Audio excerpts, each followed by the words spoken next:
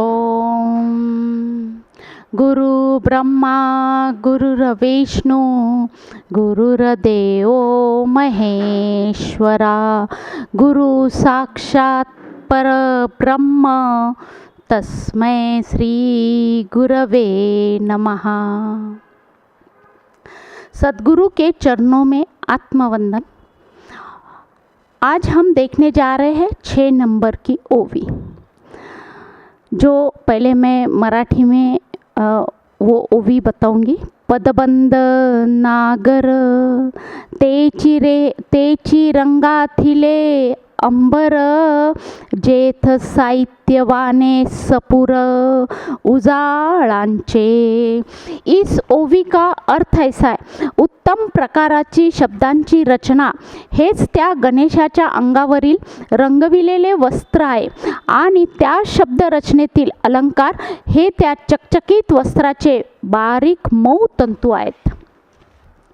यही ओवी हम हिंदी में देखेंगे।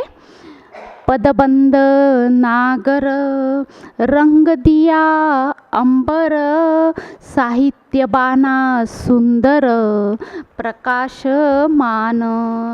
इस ओवी का अर्थ ऐसा है, उत्तम पद रचना से गणेश मूर्ति का वस्त्र रंगा है और साहित्य रूपी शब्दालंकार युक्त उसका दीप्यमान ताना बाना है।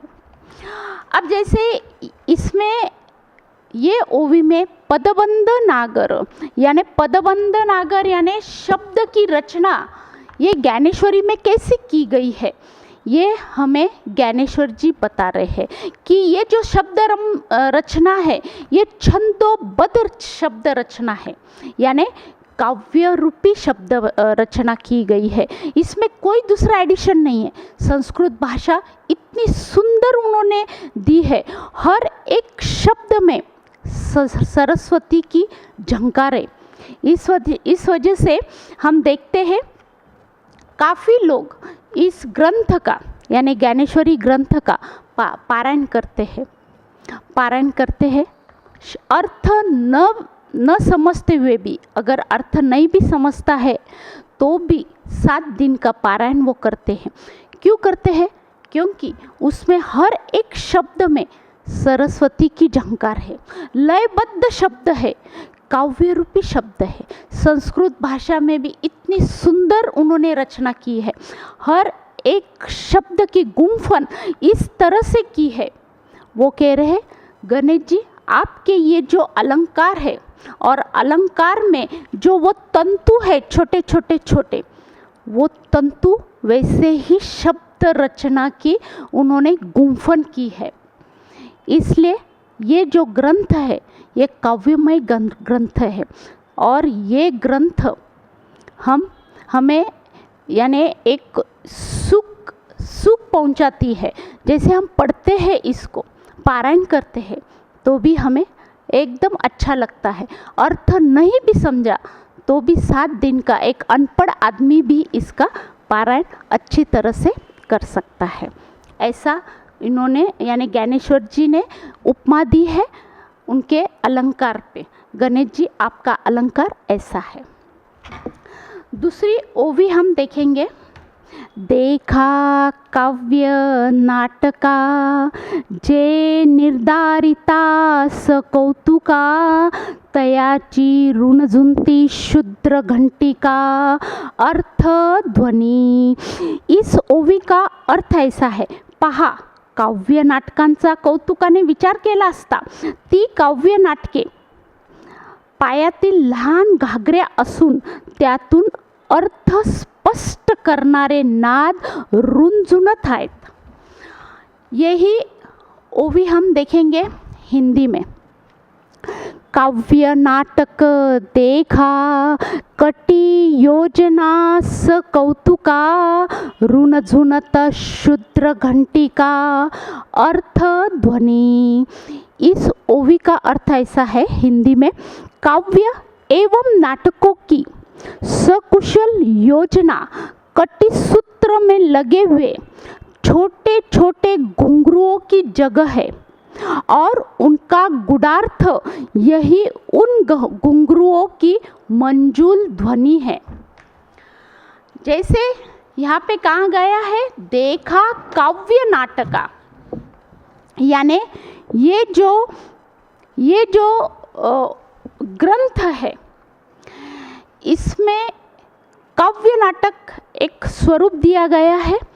क्योंकि पहले क्या था, नाटक था, पहले सिनेमा तो थे नहीं, इसलिए ज्ञानेश्वर जी ने यहाँ पे नाटक कहा है।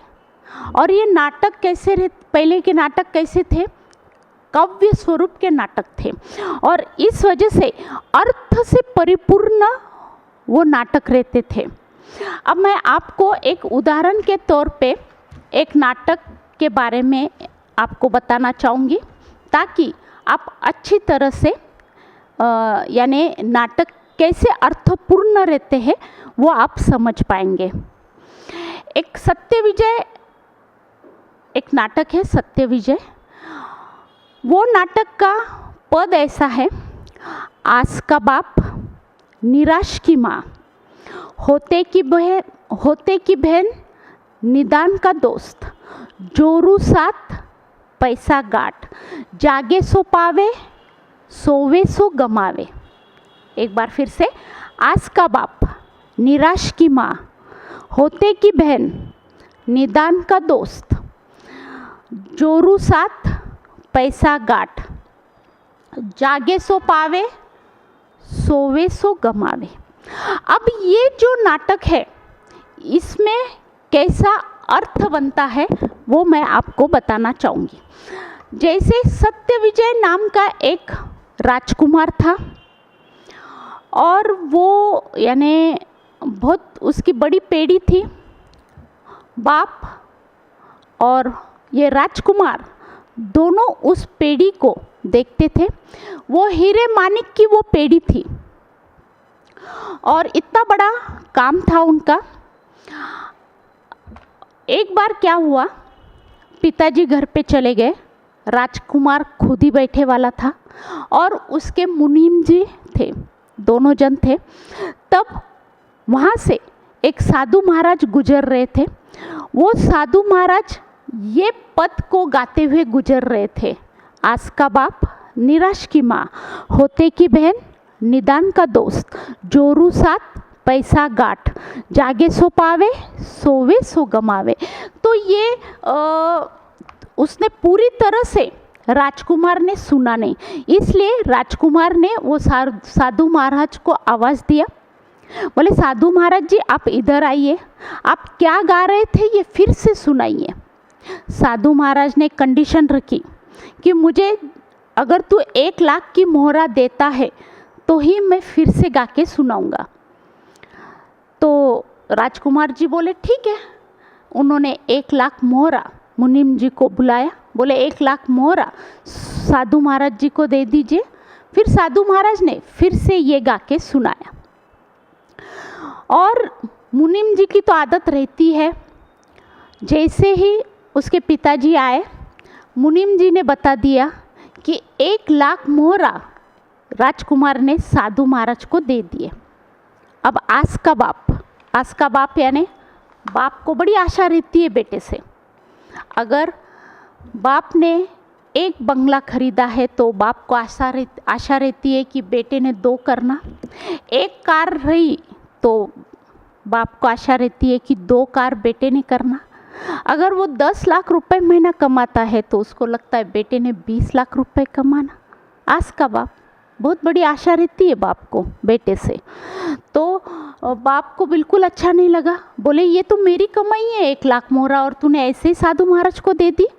बड़ा नाराज हो गए बाप, और उन्होंने क्या किया, उसको घर के बाहर निकाल दिया, चल निकल जा यहाँ से, अब तूने यहाँ पे रहना नहीं है। फिर वो घर पे गया।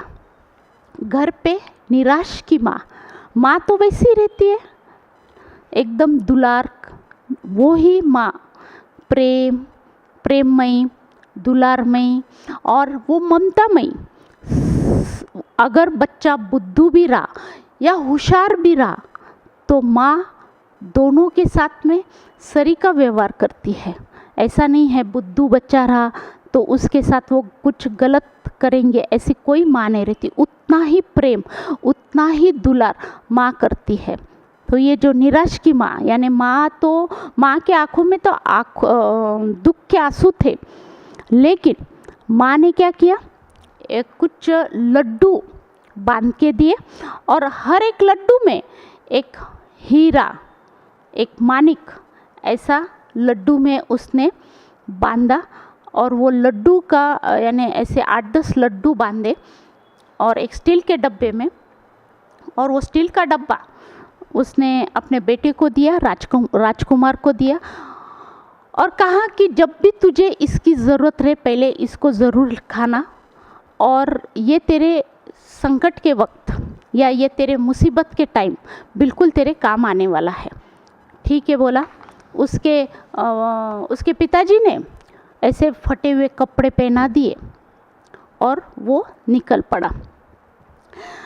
अब वो जब निकल पड़ा, होते की बहन यानी जब वो बहन के पास पहले जब वो राजकुमार था जब जाता था, तब उसके स्वागत में फूलों की गद्दियाँ बिछाई जाती थी और इत्तरों की यानी छिड़काव रहता था सब तरफ। इस ढंग से उसका स्वागत किया जाता था। लेकिन जब वो इस तरह से यानी जब उसका हुलिया इस तरह से हुआ और जब वो घर पे गया, उसने डोरबेल बजाई। वो दासी आई। दासी बोले इसको तो देखे जैसा लग रहा, फटे हुए कपड़े, बाल बिखरे हुए। वो परेशान हो गई और उसने जाके अपने रानी को बताया, यानी उसके बहन को बताया कि ऐसे ऐसे आपके भाई आए हैं, लेकिन उनकी कंडीशन कुछ अच्छी नहीं लग रही, एकदम गरीबी के जैसे वो दिख रहे हैं और बाल कपड़े सब फटे हुए हैं, बाल बिखरे हुए हैं। तो वो बहन ने क्या किया, वो उठी नहीं, उसने कहा जा वो जो बासी रोटियां पड़ी है वो दे दे और उसको बोल तू निकल जा यहाँ से। दासी गई, बासी हुई रोटी अपने वो राजकुमार को थमाई, बोले इसको खा लो और तुम यहाँ से निकल जाओ। राजकुमार ने क्या किया, वो बासी रोटियों को लेके गाय का जो हस्तबल रहता है वहाँ गया और उसने वो रोटियों को गाड़ दिया और वो आगे की तरफ निकल पड़ा। जब वो आगे गया तब निदान का दोस्त हमेशा साथ देता है। कैसे, जब वो भूख लगी, माँ ने लड्डू दिए थे, उसने वो डब्बे को खोला, एक लड्डू वो खाने ही लगा, तब वो लड्डू में उसको हीरे मानिक दिखे। हर एक लड्डू से उसने वो हीरे मानिक को निकाला और वो बड़ा खुश हो गया। बोले चलो मम्मी ने तो मुझे मदद कर दी। और जब वो हीरे मानिक लेके जौहर के दुकान पे गया, जौहर के दुकान पे जाने के बाद वो परेशान हो गया। ऐसा गरीब आदमी के पास एक तो कपड़े तो कैसे है, फटीचर लग रहा है, और उसके पास इतने हीरे मानिक कैसे आ गए, परेशान हो गया। लगे पुलिस को कॉल किया, बोले ऐसे ऐसे चोर आदमी घुस आया है और कह रहा है कि ये हीरे मानिक मेरे हैं। तो पुलिस आया और उसको पकड़ लिया, और जब उसको पुलिस स्टेशन लेके गए तब उसका दोस्त वहाँ पे था। दोस्त बोला अरे तू यहाँ पे कैसे क्या, तो उसने सारी कहानी बताई। परेशान हो गया दोस्त, बोले तू बिल्कुल फिक्र मत कर। दोस्त ने उसको छुड़ाया, घर पे लेके गया। दोस्त बोले तू बिल्कुल फिक्र मत कर, मैं साथ दूंगा। और सही मायने में दोस्त साथ देते हैं हमेशा, और एक साधक लोग भी हमेशा साथ देते हैं। जब भी दुख हो सुख हो, ये लोग हमेशा साथ देते हैं। तो फिर जोरू साथ अब वो अपने बीबी के पास गया, बीबी को मिलना चाहता था, क्योंकि जब वो निकल गया तब उसकी बीबी भी वहाँ से निकल गई थी। फिर उसने ऐसा सोचा कि मैं अगर उनके घर पे जाऊँगा तो वो मेरा स्वीकार नहीं करेंगे, क्योंकि आज मेरी कंडीशन ऐसी है कि वो मुझे स्वीकार नहीं करेंगे। इसलिए उसने उसके बीवी को मंदिर में बुलाया। जब उसकी बीवी बीबी जब उसकी मंदिर में आई, तब बीबी ने जब उसका ऐसा स्वरूप देखा तो वो परेशान हो गई। वो बोले मैं आपके साथ नहीं आऊँगी, क्योंकि आपकी हालत देखते हुए आप मेरा क्या करेंगे, मेरा संभाल कैसा करेंगे, तो मैं आपके साथ आने वाली नहीं हूँ। उसने सीधा बोल दिया और वो वहाँ से निकल गई। परेशान हो गया, निकल गया वहाँ से।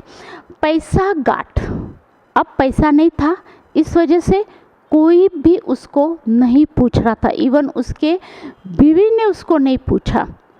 जो अर्धांगिनी रहती है, जो हर सुख दुख में साथ देती है, लेकिन उसने उसको बिल्कुल अकेला छोड़ दिया।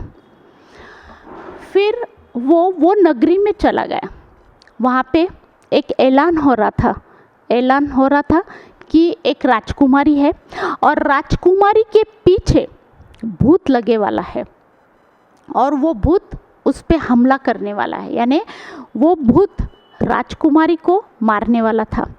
इसलिए ऐलान हुआ, दवंडी पीटी गई कि जो भी राजकुमारी को बचाएगा उसको आधा राज्य दिया जाएगा। उसने सोचा ऐसे ही मरना है वैसे भी मरना है, चलो देखेंगे राजकुमारी को बचा के। फिर वो निकल पड़ा। उसको बीच रास्ते में वही साधु महाराज मिले।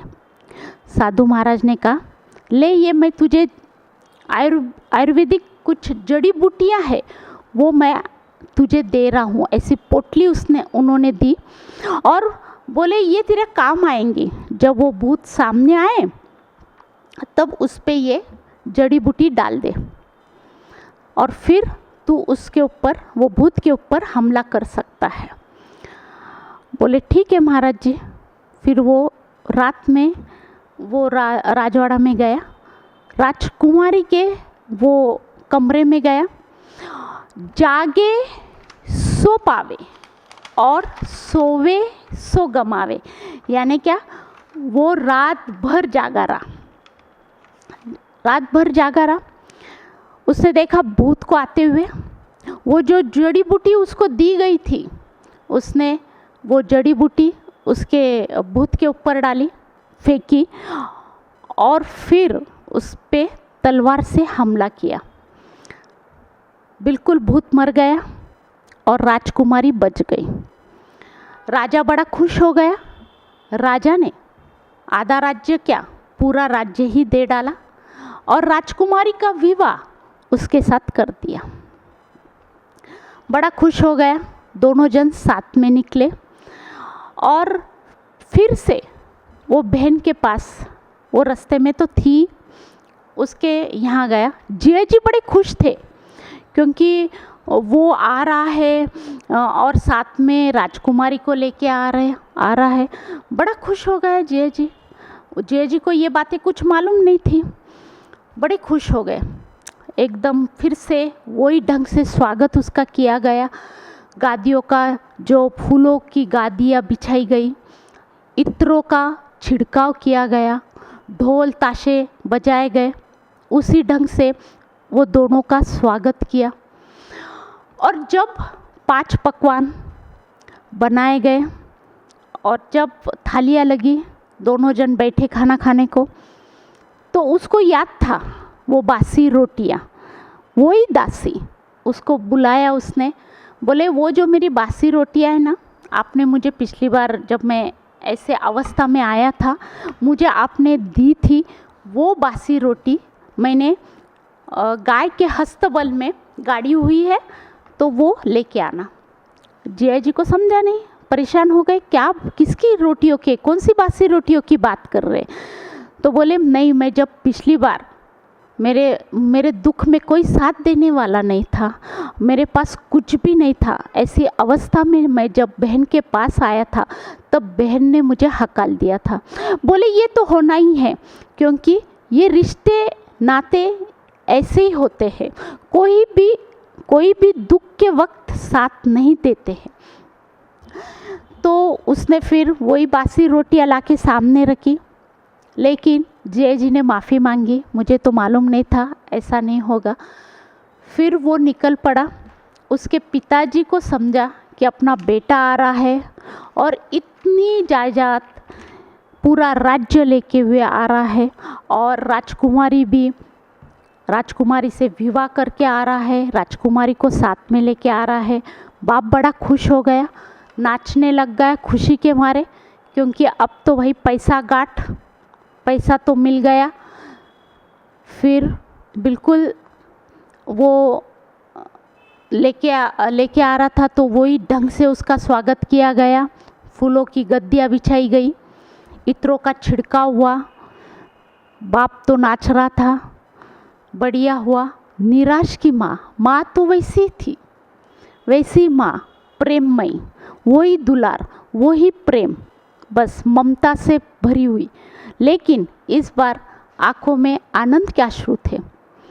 और इस तरह से ये जो है, यानी ये काव्य नाटक हमें क्या बताता है? ये बताता है कि जब भी सुख हो, यानी सुख में तो सब कोई साथ निभाते हैं, लेकिन दुख में कोई रिश्ता नाता यानी कोई भी रिश्तेदार हमें साथ नहीं देते हैं। ये काव्य नाटक हमें ये बताता है, यानी ये एक सीख दे जाता है ये काव्य नाटक। इसलिए माऊली यहाँ पे कहते हैं, देखा काव्य नाटका जे निर्धारिता स कौतुका, यानी ये काव्य नाटक से हमें अनुभूति होती है, एक अनुभव मिलता है, एक तत्व ज्ञान वो काव्य नाटक से हमें प्राप्त होता है, ऐसे ज्ञानेश्वर जी हमें कहते हैं। और इस वजह से यानी ये जो काव्य नाटक है दिखने में एकदम छोटे रहते हैं, छोटा रहता है। अभी ये जो मैंने आपको जो काव्य नाटक बताया ये कितना छोटा है, लेकिन इसमें से सीख कितनी बड़ी मिलती है कि हमें कैसे रहना चाहिए, कैसे रिश्तों के साथ हमें अपना रिश्ता निभाना चाहिए। इस ढंग से ये काव्य नाटक हमें सीख देते हैं। अब ये काव्य नाटक एक निमित्त मात्र है, इसमें से हमें तत्व ज्ञान भी मिलता है। और ये आपके क्या है, ये जो काव्य नाटक है गणेश जी, ये आपके अलंकार है, और ये अलंकार पे जो छोटे छोटे तंतु है वो चमक रहे हैं, काफ़ी अच्छे से चमक रहे, इसलिए वो अलंकार उठ रहे हैं। और यही अलंकार ये काव्य नाटक का बोध हमें दे रहे हैं। अब उनके पैर में तयाची ऋणझुनती शुद्र घंटिका अर्थ ध्वनि, यानी आपके पैर के जो पैंजनियाँ है, यानी जो घुंघरू है, जो पायल है, वो कैसे है? वो पायल में नुपुर है, जैसे पहले की पायल वैसी रहती थी। पायल में छोटे छोटे घुंघरू लगे वाले रहते थे, और जो कैसी आवाज़ देती है, छम छम छम ऐसी आवाज़ देती है, सुमधुर आवाज़ उसमें से निकलती है। और ये जो ध्वनि रहती है ये एक मधुर भाव को भी प्रकट करती है।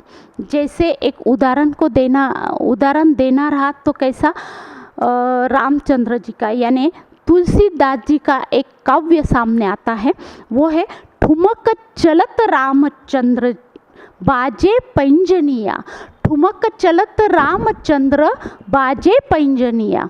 यानी देखो कितना सुंदर काव्य है कि रामचंद्र जब छोटे थे, बाल रूप में थे, तब उनके पैर में जो पैंजनियाँ थी, और जब वो ठुमक करके चलते थे तो वो पैंजनिया की जो सुमधुर आवाज़, एकदम सब तरफ वो आवाज़ घूमती थी, और वो सुमधुर आवाज़ सब पूरा वातावरण को एकदम खिलखिला कर देती थी।